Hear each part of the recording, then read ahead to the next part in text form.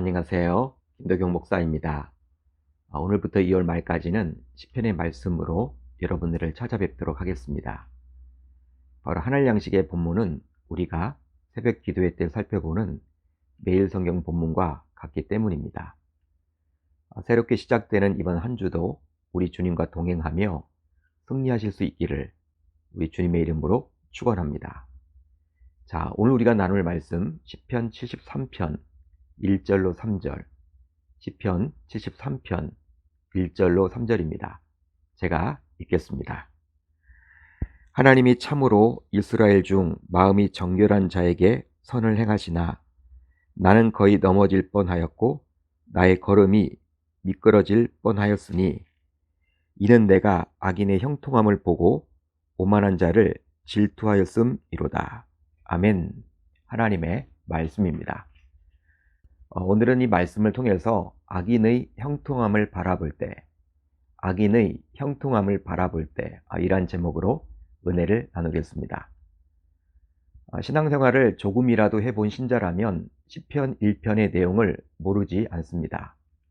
바로 시편 1편은 총 6절로 구성되어 있지만 복 있는 사람으로 시작을 하기에 신자로서 행복하게 살아가기를 원하는 사람은 누구나 이 시편을 자주 접하고 심지어 암송까지 하기 때문이죠. 그런데요, 시편 1편은 복 있는 사람, 즉 의인들과 악인들을 대조해 줍니다. 시간 관계상 시편 1편을 모두 살펴볼 수는 없고 시편 1편 6절을 볼까요? 다음과 같이 기록되어 있죠.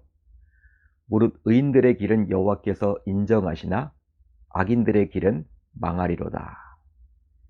의인들의 길은 하나님께서 인정해서 축복해 주시지만 악인들의 길은 망하게 된다라는 것이죠. 여러분, 이 구절을 보면 너무나도 속이 시원합니다. 왜냐하면 의인은 하나님께서 인정하사 복을 받고 악인은 망하게 되기 때문이죠.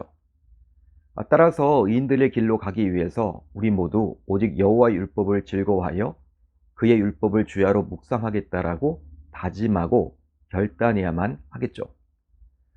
이처럼 하나님을 온전히 믿는 자들이 복을 받고 하나님을 믿지 않는 악인들이 심판을 받고 망하게 되는 것이 신자인 저와 여러분들의 생각인데요. 그런데 오늘 우리가 살펴볼 시편 73편을 보게 되면 악인의 형통함에 대해서 시인은 말을 해주고 있습니다. 자, 오늘 말씀 3절을 볼까요? 이렇게 기록이 되어 있죠. 이는 내가 악인의 형통함을 보고 오만한 자를 질투하였음이로다.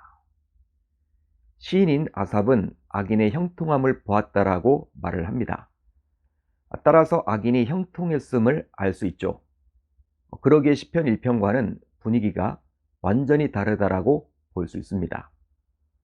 여러분, 이처럼 악인이 형통하다 보니 시인은 오만한 자를 질투하게 되었다라고 솔직한 고백을 하고 있죠. 제가 아무리 믿음 좋은 시인이라 하더라도 악인이 형통하니 그 형통이 부러워서 그런 고백을 한 것 같습니다. 그렇다면 시인이 알고 있는 하나님은 과연 어떠한 분이실까요? 바로 마음이 정결한 자에게 선을 베푸시는 분이십니다. 자, 오늘 말씀 1절을 볼까요? 하나님이 참으로 이스라엘 중 마음이 정결한 자에게 선을 행하시나. 여러분, 이런 시인의 고백은 변치 않는 진리라 할 수 있습니다. 하지만 눈앞에서 전개되는 것은 그와 정반대가 되자 시인은 넘어질 뻔했고 미끄러질 뻔했습니다. 바로 현실에서 악인의 형통을 보았기 때문이죠. 즉 시인이 악인들을 질시에 찬 눈으로 바라봤을 때 악인들은 온갖 악을 행하고 하나님께 대하여 매우 교만하면서도 하늘 일마다 잘 되는 것 같아 보였기 때문입니다. 실제로 오늘 본문 4절 이하를 보게 되면 시인이 3절에서 이야기한 악인의 형통함에 대해서 구체적으로 설명을 해주고 있는데요.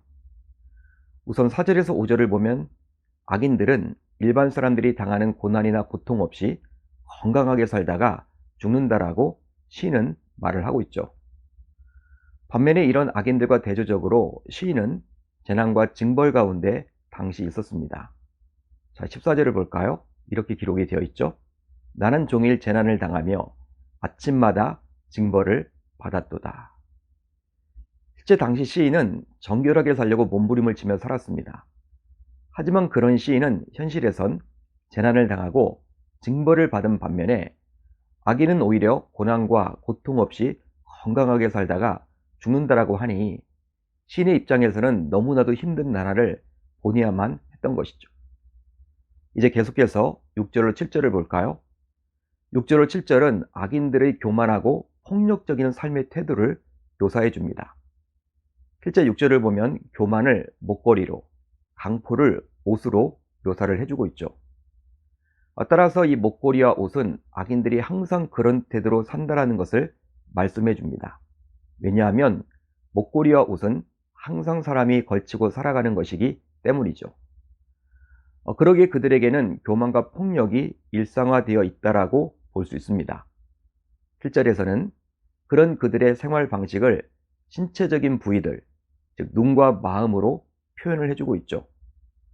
즉 살이 쪄서 눈이 솟아나는 모습은 자신이 가진 부와 힘으로 인해 사람들에게 나타내는 거만한 태도를 비유적으로 표현해 줍니다. 이제 계속해서 8절로 9절을 보면 이제 시인은 악인들의 말에 대해서 묘사를 해주고 있는데요.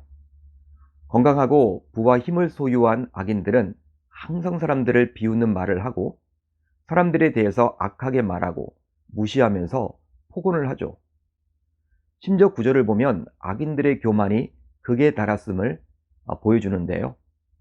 그들의 입은 하늘에 두고 그들의 혀는 땅에 두루 다니도다. 여러분, 이게 무슨 말입니까? 이 구절에 나오는 입은 하늘에 두고 라는 표현은 하나님을 대적하여 비방하는, 말하는 것을 의미합니다. 즉 입을 하늘로 치켜드는 거만한 행동을 말하는 것이죠. 또 혀는 땅에 두루 다닌다 라는 표현은 악인들이 땅에 두루 다니며 자신들이 하고 싶은 말들을 거침없이 사람들에게 쏟아내는 모습을 묘사하는 것입니다. 한마디로 교만의 극치를 말한다라고 볼 수 있겠죠. 실제 예수님께서 말씀하신 누가복음 18장에 나오는 과부와 불의한 재판장의 비유에 나오는 불의한 재판장의 모습과 같다고 볼 수 있습니다. 어떤 도시에 하나님을 두려워하지 않고 사람을 무시하는 한 재판장이 있는데, 여러분, 아무리 예수님의 비유지만 예수님께서 비유로 말씀하신 재판장은 하나님도 두려워하지 않았습니다. 또 사람도 무시하는 사람이었습니다. 그러니 얼마나 교만한 사람이라 할 수 있겠습니까? 그런데 오늘 본문에서 시인이 이야기하는 악인이 바로 그런 사람이었다라는 것이죠. 그렇다면 우리 신자들은 이런 악인의 형통함을 이제 어떻게 바라봐야 할까요? 현재 악인이 형통하게 보일지라도 그것은 하나님의 속성상 하나님께서 원하시는 것이 결코 아니기에 궁극적으로 인내하며 기다려보면 악인들의 종말을 깨닫게 될 것입니다. 실제로 시인도 악인이 형통하니 처음에는 너무 힘들어서 넘어지고 미끄러질 뻔했지만 하나님의 성소에 들어가서 악인의 종말을 결국 깨닫게 되었다라고 고백을 하고 있죠. 하나님의 성소에 들어갈 때에야 그들의 종말을 내가 깨달았나이다.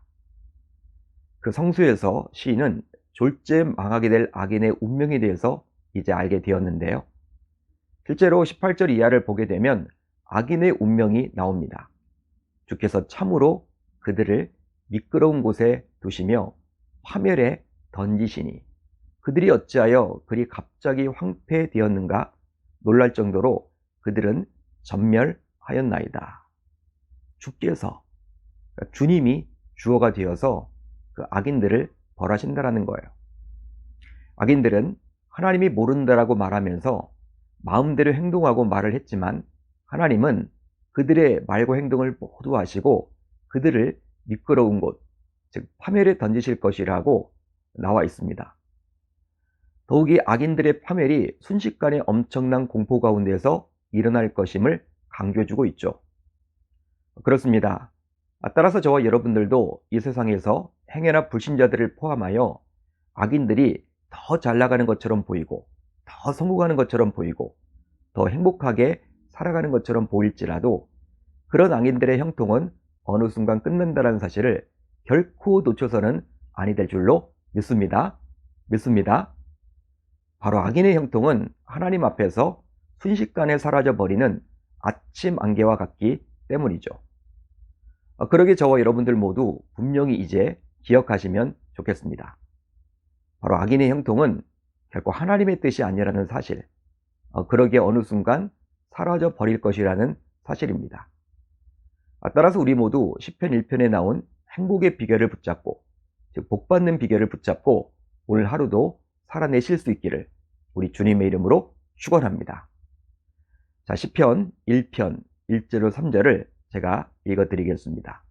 복 있는 사람은 악인들의 꾀를 따르지 아니하며 주인들의 길에 서지 아니하며 오만한 자들의 자리에 앉지 아니하고 오직 여호와의 율법을 즐거워하여 그의 율법을 주야로 묵상하는도다.